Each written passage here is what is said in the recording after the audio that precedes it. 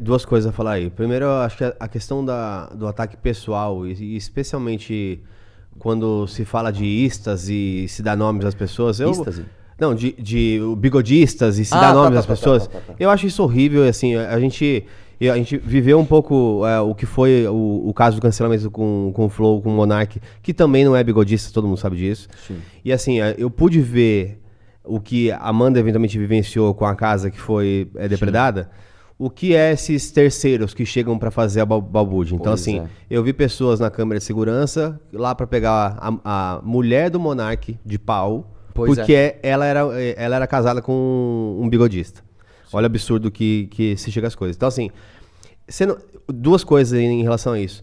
Você acha que depois do que o que aconteceu com o Charlie Kirk, esse tom baixou um pouco de todo mundo? Eu senti que o tom baixou um pouco, porque a esquerda viu que foi talvez longe demais. Muitas pessoas da esquerda fora, inclusive, o maior debatedor do Charlie chorou, falou assim, não, vocês estão indo de longe demais, é um absurdo. Isso foi animal que ele fez. Acho que é um pouco disso, eu não acho que baixou um pouco essa temperatura. Por quê? Porque eu também já falei isso do Jones Manuel. Inclusive aqui, a gente já falou com o Farinazzi, com outras pessoas que concordam e discordam de várias partes. E eu falei que eu acho que assim, ele tá talvez menos rebelde se transformando. Sim. Ele claramente... Então vamos falar junto aqui, vamos repudiar junto a fala do Jones Manuel. Que é zoado ele ficar falando que tem que dar voadora na cara das pessoas. Eu acho zoado. Eu acho Mas ele zoadaço. falou que não queria. Não vou no sentido literal, né? Então vamos no Porque sentido não, mas se literal. você fosse. Então, mas se você fosse no rola com ele, você toparia, tipo, a Popó? Cara, eu vou te falar uma coisa, cara. Certo, Luta você faz com pessoas que você respeita. Eu não respeito o Jones Manuel. Então, assim, o meu... E assim, eu já fui ameaçado já me ameaçaram de me bater inúmeras vezes. Cauê Moura já me ameaçou de me bater. Falei, então vamos fazer uma luta, desistiu. O outro bostão lá, o Eduardo Moreira, que escreveu o pior livro que eu já li na minha vida. Qual livro? O banqueiro... O Encantador de Vidas. O Encantador de Vidas dele, assim... Tem páginas... Não, a parte do cavalo nem é tão ruim. A pior parte é a hora que o playboyzão Eduardo Moreira, o banqueiro sócio do Jones, o Jones Manuel é sócio do banqueiro Eduardo Moreira, né? O banqueiro Eduardo... É mesmo? Pois é, aí o capitalismo nesses casos é até bom, veja só. Né? Vamos descobrir. Então vamos lá. O Mas Eduardo ele financia Moreira... o canal do Jones, é Depois isso? a gente pode falar de não. O Eduardo Moreira, o playboyzão Eduardo Moreira, que ele precisou fazer um personal trainer, ele contratou simplesmente o Nuno Cobra, né? Que é basicamente o personal do Ayrton Senna. Uhum. Ele conta que o Nuno Cobra ficou impressionado com a capacidade física dele. Ele conta isso da maneira mais caricata possível. Ele conta que ele quebrou o pé e aí quando ele foi no médico, o médico não podia acreditar que ele com tremenda dor estava tendo tamanho controle da situação. E aí ele diz as aspas dele. Eu falei para o médico, não se engane pela minha cara de calma. Eu estou sentindo uma dor inacreditável, mas eu consigo controlar a minha respiração. Por favor, eu peço para vocês, não acreditem em mim, leiam o livro dele. É o histórico de atleta. É pior que o histórico de atleta. Pior que o histórico de Bolsonaro. Né? O Eduardo Moreira também já falou que o dia que me vê vai fazer meu olho cair e tamo junto aí. O Jones Manuel já falou que vai me bater. Cara, são inúmeros caras desses que falam que quando me encontrar vão fazer. Eu não sou um cara violento, cara. Eu não sou um cara violento. Eu nunca chamo ninguém pra porrada. Eu acho que a pior coisa que você pode fazer é pagar de brabão. Tá? Então, eu não sou mais brabo que ninguém. Eu tô na minha aqui. Só que se vier, eu vou me defender. Então, eu aconselho a ninguém ir por essa linha. Nunca ameacem as pessoas de dar porrada. Porque quando você se coloca nessa posição, nenhuma outra atitude é possível. Você chegou assim, o dia que encontrar o Geiger, eu vou meter a porrada. Eu chego, e aí, Geiger, tudo bom? Que porra, você não falou que você da direita, bolsonaristas também. Eu concordo. Qual é o nome dele lá? O Bilinski também falou que ia me bater. Bilinski? O Bilinski é meio agressivão, né? Posso contar uma rápida anedota? É agressivão. Deixa eu falar uma coisa, irmão. No computador, na live, todo mundo é brabão. Todo mundo é brabo. Eu quero ver na frente, velho. Por isso que eu não pago de brabo. Eu falo, eu não sou nem um pouco brabo, eu sou um bosta. Pronto. Eu tirei qualquer obrigação minha de bater em alguém. Eu não quero bater em ninguém. Só quero debater. Então, aí esse é um ponto legal. Nessa galera que tem divergência, em que momento, ou a galera que pretende, né, ir para partir para esses meios, né, violentos, como é acolhido, por exemplo, para quem está no executivo ali? Você tem a Amanda, você tem o Kim, você tem quem mais do MBL? O Eles estão Guto. tudo no legislativo, mas o fato é o seguinte, cara. Até respondendo a tua pergunta, eu acho que esse ataque do Charlie Kirk, na verdade, fez o contrário. Ele deu bom senso para quem tem bom senso, mas ele exacerbou os ânimos de quem não tem. O que eu recebi de ameaça de morte depois do atentado dele, cara, tinha uma menina que trabalhava a quarteirões da minha casa, numa escola do lado da minha casa, foi demitida, inclusive, onde ela basicamente falou, a gente tem que usar o que aconteceu com o Charlie Kirk e fazer a mesma coisa que a mamãe falei. Ela falou na internet. Tem um outro cara do Rio de Janeiro, com 100 e poucos mil seguidores, que falou, tem que fazer algo, ele ensinou, não lembro o que ele falou, e alguém no comentário falou, mano, mas do que você tá falando? Aí ele responde, o que eu quero fazer é criminoso, não dá pra falar por aqui, me chama do DM. Então é isso, cara. Eu sei que todo dia que eu saio na rua, minha vida tá em risco por causa desse tipo de discurso. E você mudou alguma rotina tua? Nenhuma. Eu aconselho fortemente a ninguém tentar fazer nada comigo. Não, isso assim, que eu posso dizer. O que eu falava, assim, eu já falava até do Jones Manuel que achava que ele se passava um pouco. Eu acho que mesmo essas pessoas, né, o Gaio Fato... não é estratégia, o Gaio Fato, o Ian, você pega o recorte de 4 anos, acho que isso é importante pra gente fazer esse recorte, né, de você... É outra pessoa de 4 anos pra cá. Era já um menino mais velho, né, pós-30, mas ainda assim eu vejo evolução. O Ian, você tá falando? Você. E de 4 anos pra cá, que é quando a gente conversou a última vez. Mais ou menos, cara. Não, mas eu vejo evolução, assim. E quando eu olho, por exemplo, pro que era a comunicação do próprio Jones, ele era mais o revolucionário. Mas eu não digo... O problema não tá na estratégia de comunicação. A gente tá falando de um defeito moral. Eu não mudei, eu não era um cara imoral e me tornei moral. Inclusive, outra crítica que você fez também, não tem problema, cara. Você falou uma coisa também imprecisa. Eu tenho 1 minuto aqui, você falou acho que no 29 minuto, 29, 28. Eu aqui, não, cara, eu vou falar uma coisa. Pode falar. Porque dá pra gente responder. Você falou no minuto 47, né, sobre o método MBL, aspas suas. Eles pegam prefeitos de cidades pequenas, né? Depois no 49 você falou o seguinte, quando eles vão, por exemplo, esse é um clássico, a galera sai nas ruas pra entrevistar e pega uma manifestação, pega 2, 3 que não sabem explicar muito bem, né? Nunca pega quem tá ali em cima do esquerda também palanque. faz isso. Só que pega ali um outro, isso é mentira, cara. Eu vi agora um monte de gente na manifestação do Bolsonaro no 7 de setembro pegando depoimentos dos Birulebe, o cara que tava rezando pra pneu. Você fazia isso, vai. Primeiro que é o seguinte. Você não subia, o palanque lá e conversava com o líder da manifestação. Primeiro que lugar, seguinte. Pegar o Birulebe é legítimo. Se o cara tá na rua, é Birulebe, não, vou sim, mostrar que quer dar depoimento, dá. Segundo ponto, cara, os meus vídeos são repletos de eu fazendo literalmente isso. Subindo no caminhão de som e falando com o líder da manifestação, falando com o líder sindical, entrando em escola, falando com o professor, entrando na universidade, falando com o professor, entrando em sindicato, falando com o líder sindical, falando com o político. Cara, tomei um pescotapa do Ciro. Encontrei o Jean Willis dentro do Congresso. Então, eu entendo, cara, e assim, eu vou te falar uma coisa assim. Não é método? É óbvio que é um método. É um método, e é um método legítimo. É um método legítimo, mas não é um método de pegar o Wilker Leão, não me compare com o Wilker Leão, cara. O Wilker Leão é outra coisa. O que eu faço, e eu sou contra o que esses caras hoje fazem, que é realmente fazer vídeo de 3 segundos. E aí, você é de direita ou esquerda? É de esquerda. Comunista! Acabou o vídeo. Não, pera lá, velho.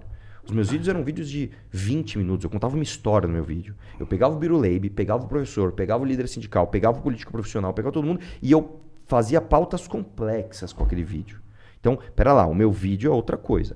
E eu entendo a tua indignação e realmente eu compartilho dela quando a gente vê o que virou hoje a internet. E essa crítica eu aceito. Se você fala assim, puta, Arthur, o teu método foi levou a não copiado, ele foi distorcido e virou uma coisa tosca. Essa crítica eu aceito. E aí eu respondo pra você dizendo, hoje eu sou crítico desse método. Às vezes eu brigo com o meu próprio público pra falar que o que o Pavanato faz, que o que o Holiday faz, que o Vitor Ruiz faz, é zoado. Beleza. Mas o Pavanato conseguiu, né? Sucesso através do método. Sim, mas eu não tô falando que é zoado porque ele não consegue sucesso. Ao contrário, o método dá sucesso, por isso que ele tem que ser combatido. Agora, não dá pra falar que o MBL faz isso. Isso não é método do MBL.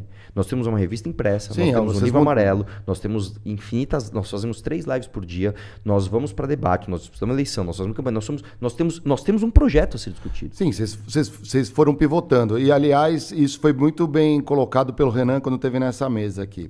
Ele trouxe ali o Valete e tudo mais. Cara, disso. Foi no início do ano. Ele veio esse ano ainda? Nem sabia. Foi interessante. Foi no final do ano passado. Foi no final do ano passado, acho. Pô, legal. Não lembro. Falou sobre o livro amarelo, que acho que ainda não foi, não saiu. E ele explicou um pouco da revista. Só que se a gente olhar as origens do MBL, o próprio Kim tinha presença digital, você... Então a união disso... Mas a presença digital não é ruim por si só. Não, concordo. Mas ali o método pode ser pivotado, a revista e tudo mais. Entendo, se não me engano, pelo que o Renan falou, a revista era algo para bater de frente... Com a Piauí. Com a Piauí, por ser um negócio impresso. Posso fazer? Mas só pra você entender. O MBL nunca foi um movimento, ó, vamos chamar a atenção a qualquer custo. Não é que, a gente era isso e a gente melhorou. Não era. Eu vou dar um exemplo pra você. Em 2016... Mas como não era, chama atenção a qualquer custo, pô, vocês fizeram um vídeo de Power Rangers. Chamar a atenção não é uma coisa ruim por si só. Ah, tá. O problema é você só chamar a atenção. A gente tem o trabalho a ser mostrado. E a gente faz o quê? A gente faz vídeo, não só de Power Ranger, eu fiz vídeo de Sim, com a Amanda Loirinha da Lesp, sim. demorou. A gente também faz o show. O show não é problema. O problema é quando é só o show. Um exemplo que eu dou sempre que é o seguinte, olha só. 2016... O Michel Temer era o presidente com menor aprovação, acho que da história da democratização até agora. Ele tinha 3% de aprovação. 3%. O discurso da esquerda, primeiramente, fora Temer. O discurso da direita era, esse cara aí é socialismo fabiano, ele tá junto com o PSDB, ele não tinha nenhuma aprovação. Ele apresentou uma proposta de reforma à Previdência. O Bolsonaro falou, não existe déficit na Previdência. O Eduardo Bolsonaro falou, não existe déficit da Previdência. O PSOL falou a mesma coisa, não existe déficit na Previdência. Nós, sem nenhuma aprovação popular, falamos, tem déficit na Previdência e tem que reformar. A gente foi xingado, cara, por absolutamente todo mundo. Impopular. Por defender uma reforma que é difícil de explicar, que é impopular, mas é o certo. Então, e isso na época... Eu lembro bem dessa época, porque foi bem quando o meu canal começou a crescer e eu estava sendo chamado por vários grupos de direita. Então o bolsonarismo me chamava, os intervencionistas me chamavam, os grupos liberais, IFL, Isso é pré-MBL, você tá falando? Não, o MBL já existia, o meu canal estava crescendo e eu era chamado, o Vem Pra Rua me chamava o Partido Novo. Eu era tipo assim, essa época, eu até brinco, as nuvens eram de algodão. Você gosta do PT? Não. Você gosta do PT? Não. Então somos todos amigos, era isso. E aí eu falava pros caras, mano, você viu que o MBL tá propondo um negócio aí de reforma da Previdência? Não, peraí, velho, isso é a coisa mais importante. Eles chamaram o Paulo Tafner para fazer um congresso pros caras. Ele deu uma aula e eu entendi que a Previdência é o principal problema do Brasil hoje. A gente tem que falar disso. Não, cara, vamos falar de 10 medidas contra a corrupção. Não, cara, 10 medidas contra a corrupção são ruins. Não, são ruins, mas você é a favor de corrupção? Não, cara, mas isso aqui dá superpoder pro MBL. Então, o MBL sempre fez a escolha difícil. E vou dizer para você, depois da briga com o Bolsonaro e do derrete MBL, que nós derretemos mesmo em 2019, a gente só se manteve em pé e a gente só tá mais forte do que nunca por causa da coerência. A gente conseguiu um público que falou, mano, esses caras são foda, eu tô com eles até o fim. É um público que confia na gente pra caramba. Nisso por conta muito do êxodo da galera que era pró-Bolsonaro, que tava dentro do movimento. Por conta da nossa coerência, velho. Foram vários filtros que foram passando. Eu queria puxar a pergunta pra uma outra ótica, assim. Você não acha que no todo não é bom a posição que o MBL tem, em que ele é sempre acusado pelos incoerentes, né? Então que boa parte dessas acusações são essas rasas ou que não tem grande proposta. Porque assim, o que eu acho que é um grande feito do MBL como um todo é, hoje, você pega as forças do Brasil, você consegue pensar assim, uma direita, esquerda, um centrão e um MBL que é descolado disso. Sim. Ninguém vê como alternativa, por exemplo, o Novo. Sim. Ninguém vê como alternativa a outras coisas. Então, velho, nesse sentido, o MBL faz um ótimo trabalho de unidade como algo diferente. Nesse sentido, não é melhor você ter esses polos atacando com idiotices para que você possa se manter coerente e angariando... Vamos lá, do ponto de vista moral do ponto de vista estratégico oportunista não. Porque, por exemplo, se eu fosse um oportunista, ou se o MBL fosse um grupo de oportunistas, como é o Partido Novo hoje, a gente faria o que esses caras fazem, que são estratégias covardes de tentar farmar o máximo possível dentro do seu público, independente da coerência. Então vamos lá. Vamos pegar o caso do Fernando Holliday. Fernando Holliday era MBL. Em 2020 ele disputou a eleição, ganhou como vereador na minha chapa de prefeito. Em 2022 ele falou, pessoal, vou sair e vou pro Novo. Pô, que pena, tal, beleza, tamo junto, um abraço, vai lá. Sou nem Lula, nem Bolsonaro, tô com o Partido Novo, não atacava ninguém, perdeu a eleição. Falei, cara, tá muito ruim. Quer saber? Desculpa Bolsonaro, o MBL é um bando de filho da puta, desculpa Bolsonaro, o que aconteceu com ele? Ficou gigante e elegeu o vereador mais votado de São Paulo, que foi o Pavanato. Então, em termos estratégicos, se você for um oportunista, não venha pro nosso caminhão. O nosso caminhão, ele é ruim, você só vai perder. Agora, em termos de coerência, de você se olhar no espelho e falar, puta cara, eu tô fazendo a coisa certa, hoje, por acaso, tá? Hoje, eu reagi na live, um corte do Rodolfo, do Raimundos. Você lembra do Raimundos e tal? Vocalista. Eu gostava pra caramba de Raimundos, né? E aí ele saiu porque ele se tornou um homem religioso, tá? Eu não concordo com essa posição. Eu não acho que as músicas do Raimundos fira um deus. Não concordo com isso. Mas ele falou uma coisa, cara, ele tava no podcast, até no Ticaracatecast lá do Bola e do Carioca. Ele falou, meu irmão, eu sei que se eu voltasse pro Raimundos, muita gente ia ficar feliz, eu ia ficar muito mais famoso, eu ia ganhar muito dinheiro. Só que eu não ia conseguir me olhar no espelho, porque não é o que eu acredito. Isso tá em falta no Brasil.